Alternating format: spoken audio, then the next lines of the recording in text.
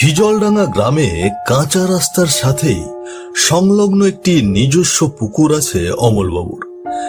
সেখানে তিনি নিজেই খাওয়ার জন্য মাছ চাষ করেন। অমলবাবু হলেন হিজলডাঙ্গা গ্রামের মোড়ল। তিনি মানুষ হিসেবে বেশ ভালো এবং শৌখিন। অমলবাবুর পুকুরটি এতদিন তার নিজস্ব সহচর গোপাল দেখাশুনো করলেও গত কয়েকদিন আগে পুকুরটি দেখাশোনা করবার জন্য পরিমলকে কাজে রেখেছেন তিনি। পরিমল বেশ রহস্যজনক একজন ছেলে। কাজে আসার পর থেকেই মাঝে মাঝে তাকে কোথাও খুঁজে পাওয়া যায় না। পলক ফেলতেই কখনো এখানে বা কখনো সেখানে দেখতে পাওয়া যায় তাকে। আজও তার ব্যতিক্রম হলো না। খানিক আগেই তাকে পাড়ার মোড়ের চায়ের দোকানে দেখা গেলেও এখন পুকুর পাড়ের ঠিক মাঝ বরাবর নৌকায় বসে থাকতে দেখা যাচ্ছে। এই নিয়ে গ্রামের লোকজনের যেন চিন্তার শেষ নেই। যত্রতত্রই পরিমলকে নিয়ে কানাঘুষো করতে দেখা যাচ্ছে গ্রামবাসীদের। মাটির বাড়ির উঠানে দাঁড়িয়ে আছে কানাই আর মিনতি। তাদের চোখে মুখে নানান কৌতূহল সৃষ্টি হয়েছে পরিমলকে নিয়ে। ছেলেটা যে এই অদ্ভুত ভুতুড়ে স্বভাবের, এই কদিনে তারাও সেটা বুঝে গেছে ভালো করে। হ্যাঁ গো, এই পরিমল ছেলেটাকে তোমার কিছুটা অদ্ভুত লাগে না? তুমি লক্ষ্য করেছো নাকি বিষয়টা? হ্যাঁ গো হ্যাঁ, লক্ষ্য করবো না আবার? এই তো কালকের ঘটনা। আমার কাছে এলো জল খাওয়ার জন্য।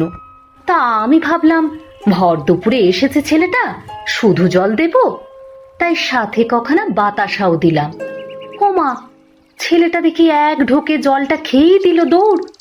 এত করে ডাকলাম, এলো তো নাই, একবার পিছন ফিরেও চাইলো না। মিনতির কথা শুনে কিছুটা বিচলিত হয়ে গেল কানাই। ছেলেটার আচরণ তার কাছে খুব একটা সুবিধার মনে হয় না। মিনতির কথাগুলো শুনে আরো বেশি খটকা লাগলো কানাইয়ের। বলো কি? তবে আর বলছি কি গো, আমার কি মনে হয় জানো, এই ছেলেটাকে মনে হয় ভূতে পেয়েছে। মাছের ঘেরে থাকে, বলা তো যায় না, ভূতে পেলেও পেতে পারে। সে যা হয়েছে হয়েছে, সেসব ভেবে আমাদের কি? বলো, বাজারের দিকে যাচ্ছি, কিছু লাগবে নাকি বলো? না গো, তেমন কিছু আনতে হবে না। ঘরে তো মোটে মানুষ দুজন, এত বাজার এনে হবেটাই বা কি? ঠিক আছে, আমি তবে আসছি। আমার ফিরতে সন্ধ্যা পার হয়ে যাবে। কাজ বাজ যা আছে সব শেষ করে ঘরে যেও, কেমন? আচ্ছা ঠিক আছে গো, এ নিয়ে তোমাকে তো ভাবতে হবে না, তুমি যাও। আর শোনো, ওই ছেলেটা যদি বাড়িতে আবার আসে, তবে ওর সাথে তেমন একটা কথা বলো না। মোট কথা বেশি পাত্তা দেবে না। এই সন্ধ্যাবেলা পরিমলকে এভাবে জলে দাঁড়িয়ে থাকতে দেখে ভীষণ অবাক হয়ে গেলেন অমলবাবু। দৃশ্যটা দেখে মনে হলো যেন পুকুরের জলে দাঁড়িয়ে কিছু খুঁজছে পরিমল, অথচ তার চোখের দৃষ্টিতে লুকিয়ে আছে গভীর কোনো কথা, গভীর কোনো আতঙ্ক। অমলবাবুর বুকের ভেতর কেমন যেন কাঁপুনি ধরল মুহূর্তের মধ্যেই। এই দৃশ্যটা মোটেও স্বাভাবিক মনে হলো না তার কাছে। গোপালও যেন গভীর আতঙ্ক নিয়ে তাকিয়ে আছে পরিমলের দিকে। কি কাণ্ড বল দেখি গোপাল, বলি এই ভোর সন্ধ্যায় কেউ জলে দাঁড়িয়ে থাকে? আমি তো সেটাই ভাবছি কর্তা। ছেলেটা এমন সময় জলে নেমেছে কেন, সেটাই তো বুঝতে পারছি না। মাছকে তো সেই বিকেলেই খাবার দেওয়া হয়, তবে আমার কি হলো যে এখন জলে নামতে হচ্ছে? এর মানে এটা তোকে বলে একমাত্র সে নিজেই দিতে পারবে। না না কর্তা, আপনি কোনো চিন্তা করবেন না, আমি পরিমলকেই জিজ্ঞাসা করছি। হ্যাঁ হ্যাঁ, সেটাই কর। হ্যাঁ, কিরে পরিমল, এই সন্ধ্যাবেলা জলের মধ্যে দাঁড়িয়ে কি করছিস? এরপর গোপাল চিৎকার করে পরিমলকে ডাকলে পরিমল গোপালের দিকে তাকিয়ে হেসে ওঠে। স্নান করতে এসেছি গো গোপালদা। পরিমলের কথা শুনে অবাক হয়ে গেল গোপাল ও অমলবাবু। স্নান? এ অবালায় স্নান কে করে রে? আজ্ঞে দাদা, কাজ করতে করতে সারা শরীর ময়লায় মেখে গিয়েছিল একেবারে, তাই স্নান করতে নামলাম। ও আচ্ছা, ঠিক আছে, তুই তাহলে স্নান কর। আর কিছু লাগলে আমাকে বলিস, কেমন? আর শোন। হ্যাঁ গোপালদা, বলো। এই রাতের বেলা পুকুর ছেড়ে আবার এদিক ওদিক যাসনি, জোর এসে না হলে সমস্ত মাছ নিয়ে চলে যাবে। আজ্ঞে দাদা, তুমি কোনো চিন্তা করো না, আমি শুধু ওই চায়ের দোকানে গিয়ে এক কাপ চা খেয়ে আসবো। এরপরেই পুকুরেই থাকবো। আচ্ছা ঠিক আছে কর্তা, চলুন এবার আমরা যাই। ঠিক আছে চল, তবে এই ছেলেটাকে তেমন একটা সুবিধার ঠেকছে না। সুবিধে না ঠেকলেও কিছু করার নেই কর্তা। যতদিন না নতুন কাউকে পাচ্ছেন ততদিন তো এটাকেই কাজে রাখতে হবে। এই জন্যই তো চুপচাপ আছি। বেশ কিছু সময় ধরেই চায়ের দোকানের সামনে দাঁড়িয়ে আছে পরিমল। তার পাশেই দাঁড়িয়ে আছে কানাই। পরিমলের দিকে একটা অদ্ভুত দৃষ্টি রেখেছে কানাই। আশপাশ থেকে একটা আষ্টে অদ্ভুত গন্ধ ভাসছিল চারপাশের বাতাসে। গন্ধটা ধীরে ধীরে আরো গভীর হতেই বিচলিত হয়ে উঠল রতন ও কানাই। কিন্তু তখনও শান্ত হয়ে ঠায় দাঁড়িয়ে রয়েছে পরিমল। হ্যাঁ গো রতনদা, চারপাশে কেমন একটা অদ্ভুত গন্ধ ভাসছে না? তুমিও পেয়েছো? আমি আরো ভাবলাম যে আমি একাই হয়তো গন্ধটা পেয়েছি। পেয়েছি মানে? গন্ধে আমার পেটের নাড়িবুড়ি সব বেরিয়ে আসবে মনে হচ্ছে। বলো কি? আমার আবার এতটা লাগছে না। এরপর পরিমলের দিকে অদ্ভুত দৃষ্টিতে তাকালো কানাই আর রতন। বেশ স্বাভাবিক আর শান্ত দেখাচ্ছে তাকে। এই যে ভাই, বলছিলাম তুমি কি কোনো গন্ধ পাচ্ছ না? গন্ধ? কিসের গন্ধ দাদা? আমি তো কোনো গন্ধ পাইনি। কি বলছো? গন্ধে মনে হচ্ছে আমার নাড়িবুড়ি সব বেরিয়ে আসবে, আর তোমার নাকে গন্ধই আসছে না। এটা কিভাবে সম্ভব? আসলে কি বলুন তো দাদা, আমার ভীষণ ঠান্ডা লেগেছে, বিকেল থেকে নাকটা বন্ধ হয়ে আছে, তাই হয়তো কোনো গন্ধ পাইনি। তাই হবে হয়তো। ও রতন দা, আমি এখন আসি বুঝলে, চায়ের বিলটা কাল এসে দিয়ে দেবো। আরে ঠিক আছে ঠিক আছে, যাও যাও। হ্যাঁ বলছিলাম যে কানাইদা বাড়ি যাবেন নাকি? চলুন একসঙ্গেই যাই। তুমি যাও ভাই, আমার আরো কিছু কাজ বাকি আছে, আমি খানিকটা পরে যাব। পরিমল চলে যাওয়ার পরও সেখানে দাঁড়িয়ে থাকলো কানাই। চারপাশের গন্ধটাও যেন মিলিয়ে যেতে লাগলো ধীরে ধীরে। রতনদা, একটা বিষয় লক্ষ্য করেছো? কি বিষয় বলো তো কানাই?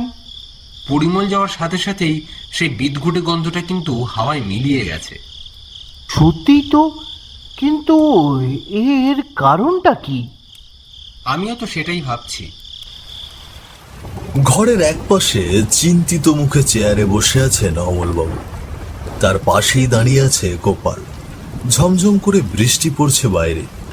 বৃষ্টি এবং বজ্রপাতের আওয়াজে কান মাথা ঝিমঝিম করে আসছে অমলবাবুর। তিনি বিরক্ত ও চিন্তিত হয়ে গোপালের দিকে তাকালেন। আরে গোপাল, যে হারে বৃষ্টি পড়তে শুরু করেছে তাতে তো মনে হচ্ছে পুকুরের জল ভর্তি হয়ে পুকুরের সমস্ত মাছই বেরিয়ে যাবে।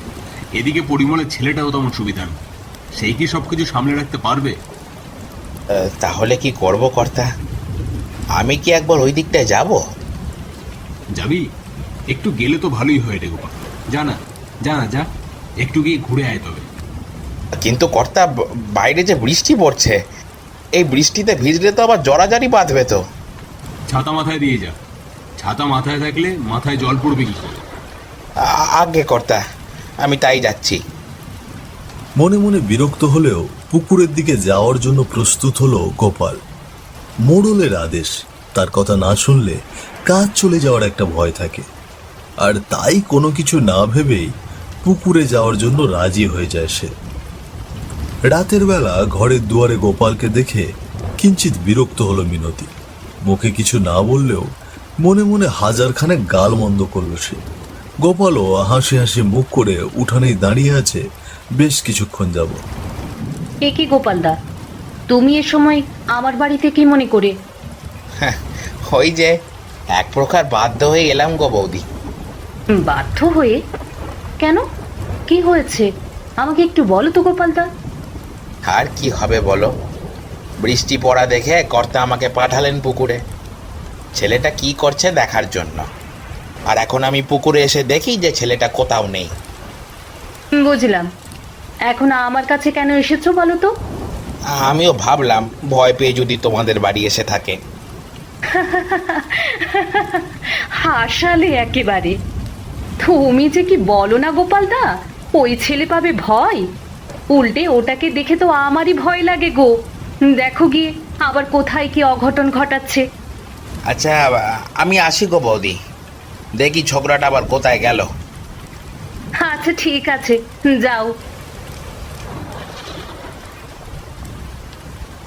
আবারও বিরক্তির রেখা ফুটে উঠল গোপালের চোখে মুখে। এই জল কাতা মারিয়ে আবারও তাকে খুঁজতে যেতে হবে ভেবেই বিরক্ত হয়ে যাচ্ছে সে। বিরক্ত হলেও কিছু করার নেই তার। পরিমলকে যে খুঁজে বের করতেই হবে। মিনতির বাড়ি থেকে বেরিয়ে গ্রামের কাঁচা রাস্তা দিয়ে হাঁটছে গোপাল। তার হাতে টিম টিম করে জ্বলছে লণ্ঠন। লণ্ঠনের টিম টিম আলোয় চারপাশের কোনো কিছুই দেখা যাচ্ছে না ঠিকভাবে। তবুও সে সামনের দিকে হেঁটে যাচ্ছে একরাশ বিরক্তি নিয়ে। এই ছোকরাটাকে আমি কোথায় খুঁজবো এখন? এই ছোকরাটা এই কদিনেই বিরক্ত করে ছেড়ে দিল আমাকে। গোপাল আবারও হাঁটতে শুরু করলো সামনের দিকে। হাঁটতে হাঁটতেই হিজলতলার সামনে এসে দাঁড়ালো সে। ওই মাচায় একটা মানুষ দেখা যাচ্ছে না? হ্যাঁ, তাই তো, মানুষই তো। ওটাই কি তবে পরিমল? কিন্তু এই রাতের বেলা হিজলতলায় ও একা একা কি করছে? তার কি কোনো ভয় ডর নেই নাকি? হাঁটতে হাঁটতে একদম হিজলতলার সামনে এসে থেমে যায় গোপাল। গোপালকে দেখেই হি হি করে হেসে ওঠে পরিমল। এ কি গোপালদা, তুমি এখানে? আমাকে খুঁজছিলে বুঝি? না, তোমাকে খুঁজবো কেন? হ্যাঁ, আমি তো কাদা জলের ভেতরে নাচতে বেরিয়েছি। আরে এই দেখো, তুমি এভাবে রেগে যাচ্ছ কেন?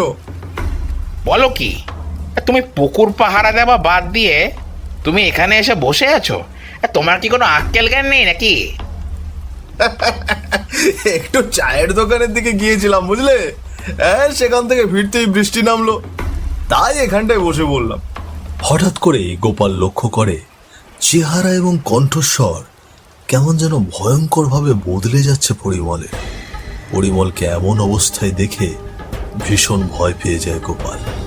কি, হ্যাঁ, তোমার চেহারা ওরম হয়ে যাচ্ছে কেন? হ্যাঁ হ্যাঁ, তুমি আসলে কে বলো তো? আমি আমি পরিমল গো গোপালদা, আমি পরিমল গো গোপালদা। কেন আমাকে দেখে চিনতে পারছো না বুঝি? কিন্তু তোমার মুখ, তোমার চোখ, তোমার কণ্ঠ কেমন যেন একটা লাগছে। এটাই তো আমার আসল রূপ গো গোপালদা। পরিমলের কথা শুনে আরো ঘাবড়ে যায় গোপাল। সে কোনো কিছু না ভেবেই দৌড়তে শুরু করে রাস্তা দিয়ে। ও গোপালদা, এভাবে পালাচ্ছ কেন গো? হ্যাঁ, আমাকে দেখে ভয় পেয়ে গেলে নাকি? ভয় পেও না, এদিকে এসো। পরিমলের হাসির শব্দ কানে যেতেই দৌড়ের বেগ আরো বাড়িয়ে দিল গোপাল। প্রায় মিনিট পাঁচেক ধরে অমলবাবুর সামনে দাঁড়িয়ে হাঁপাচ্ছে গোপাল। কাঁপা গলায় বারবার কিছু বলতে গিয়েও থেমে যাচ্ছে সে। অমলবাবু এক দৃষ্টে তাকিয়ে আছেন গোপালের মুখের দিকে। তাকে দেখে মনে হচ্ছে কোনো ভয়াবহ কিছু সামনে থেকে পালিয়ে এসেছে সে। কিরে গোপাল, কিছু না বলে এমন ভাবে হাঁপাচ্ছিস কেন? কি হয়েছে সেটা তো বলবি। কর্তা, কর্তা, পরিমল কেমন যেন, ও মানুষ না কর্তা, পরিমল একটা ভূত। এসব কি বলছিস গোপাল? রাত বিরেতে এমন আজগুবি কথা কেন বলছিস? না না কর্তা, আমি কোনো আজগুবি কথা বলছি না, আমি একদম সত্যি বলছি কর্তা। বিশ্বাস না হলে আমার সাথে চলুন আপনি, তাহলে আপনি সবটা বুঝতে পারবেন। গোপালের কথা শুনে দ্বিধায় পড়ে গেলেন অমলবাবু। এই মুহূর্তে তার কি করা উচিত কিছুই ভেবে পাচ্ছেন না তিনি। 7-5 ভাবতে ভাবতে সিদ্ধান্ত নিয়ে নিলেন অমলবাবু। ঠিক আছে, চল গিয়ে দেখি কি হয়েছে সেই ছোকরা। আসলে কি ভূতে পেয়েছে নাকি সবকিছু ওই ছোকরার অভিনয়? আমরা গেলে এমনিতেই বুঝতে পারবো। হ্যাঁ হ্যাঁ, আজ্ঞে কর্তা, তাই চলুন। বেশ কিছু সময় ধরেই হিজলতলার মাচার সামনে দাঁড়িয়ে আছে অমলবাবু ও গোপাল। পরিমল তাদেরকে দেখার পর থেকেই হেসে চলেছে এক মনে, যা দেখে বিরক্তির চরমে পৌঁছে গিয়েছেন অমলবাবু।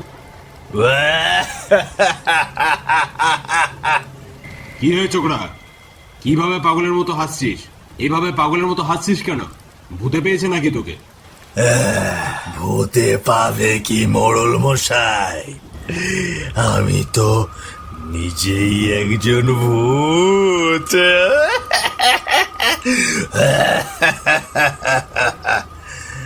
ওই দেখুন কর্তা, আমি বলছিলাম না ওই ছেলেটা আসলে কোনো মানুষ নয়। এখন আপনার বিশ্বাস হলো তো? তুই একটু চুপ করে থাকবি গোপাল, তুই একটু চুপ করে আমাকে কথা বলতে দে। আগে কর্তা। ফাজলামো বাদ দিয়ে পুকুরে যা পরিমল। তোকে রেখেছি পুকুর পাহারা দিতে, সেটা না করে তুই হিজলতলায় কি করছিস?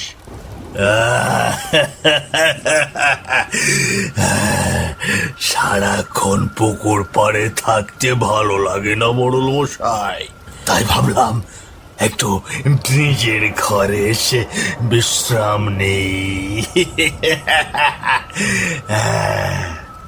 পরিমলের কথা শুনে সুবিধে ঠেকছে না অমলবাবুর। তিনি বুঝে গেলেন এখানে অবশ্যই অশরীরী কিছু একটা ঘটেছে। অমলবাবু লক্ষ্য করলেন আশেপাশের গোটা পরিবেশটাও কেমন যেন ভারী হয়ে গেল মুহূর্তের মধ্যেই। গোপাল, এইখানে আর বেশিক্ষণ থাকা যাবে না, চল বাড়ির দিকে যাই।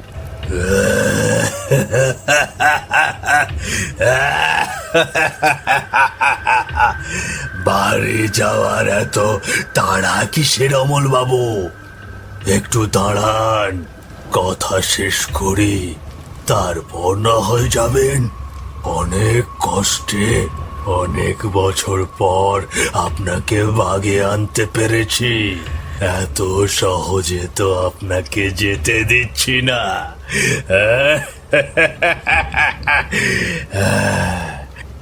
তুমি তুমি কে বলো তো? আর কি চাও আমার কাছে?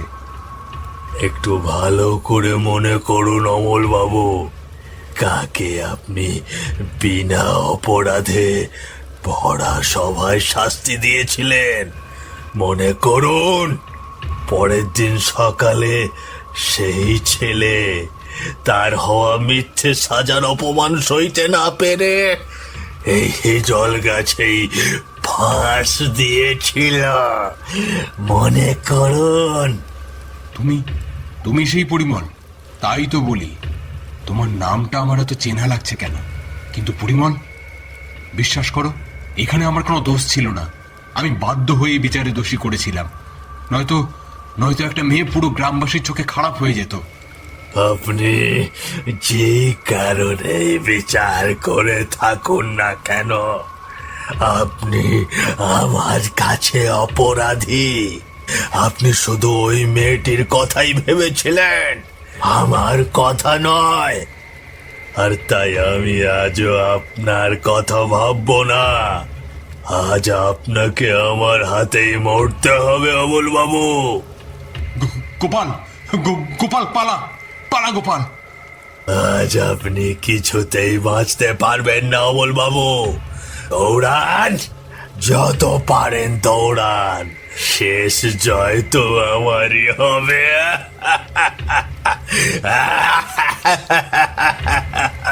বাঁচাও, বাঁচাও, কে আছো? বাঁচাও, আমাকে মেরে ফেলবে, বাঁচাও। রাস্তায় চিত হয়ে শুয়ে আছেন অমলবাবু। তার সামনেই পরিমল দাঁড়িয়ে, ভয়ঙ্কর ভাবে সে হাসছে। তার চোখ এবং মুখের ভেতর থেকে গল গল করে রক্ত পড়ছে। আমাকে আমাকে মারিস না পরিমল, আমি সেদিন যা করেছিলাম ভুল করেছিলাম। আমি চাইনি তোর এরকম পরিণতি হোক। ওই মেয়ের বাবার অনুরোধে আমি তোর বিরুদ্ধে কথা বলি। আমাকে ক্ষমা করে দে, আমাকে ক্ষমা করে দে, আমাকে ক্ষমা করে দে পরিমল। ক্ষমা? তোর ক্ষমা নেই মরল। হঠাৎ করে পরিমলের চোখে আগুন জ্বলে উঠল। তার মুখ থেকে ভেসে এলো এক বিকট হাসি। সেই হাসিতে পুরো রাস্তা কেঁপে উঠল যেন। তুই আজ শেষ, তোকে আজ কেউ বাঁচাতে পারবে না। কে আছো? কে আছো? বাঁচাও, কোথায় আছো? কে আছো? গোপাল, গোপাল, আমাকে বাঁচা। অমলবাবুর চিৎকারে আকাশ বাতাস ভারী হলেও তাকে বাঁচানোর জন্য সেই রাস্তায় কেউ ছিল না তখন। শুধু অন্ধকারে রক্তমাখা মুখ নিয়ে তার দিকে এগিয়ে আসছিল পরিমল। এক পা দুই পা করে, তারপর বিকট চিৎকারে অমলবাবুর জীবন সেখানেই শেষ হয়ে যায়। আর চারপাশ থেকে ভেসে আসে শুধু পরিমলের তৃপ্তির হাসি। না,